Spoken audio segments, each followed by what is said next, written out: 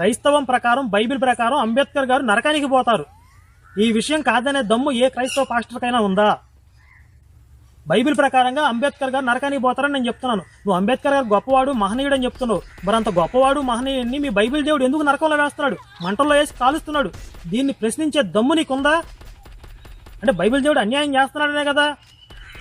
దేవుడైతే అన్యాయం చేస్తాడా? కాబట్టి వెంటనే నువ్వు క్రైస్తవం నుంచి బయటికి రావాలి. నీకు నిజంగా అంబేద్కర్ గారి మీద ప్రేమ, గౌరవం ఉంటే ఆయన నరకంలో వేసే దేవుడు నాకెందుకు, నువ్వు బయటికి రావాలి. కానీ ఎందుకు నువ్వు అంబేద్కర్ వారి ఫోటో, అంబేద్కర్ జై భీమ్ నినాదం వాడుతున్నావంటే అది పెట్టుకుంటే మైలేజీ వచ్చిందని నువ్వే ఒక వీడియోలో చెప్పావు గతంలో. నీ వీడియోలో నువ్వే చెప్పుకున్నావు, అంబేద్కర్ గారి బొమ్మ పెట్టుకుంటే మైలేజీ వచ్చింది కాబట్టి మేము పెట్టుకుంటున్నావు అన్నావు. కాబట్టి పొలిటికల్ ఎజెండాతో వాడుకుంటున్నా నువ్వు.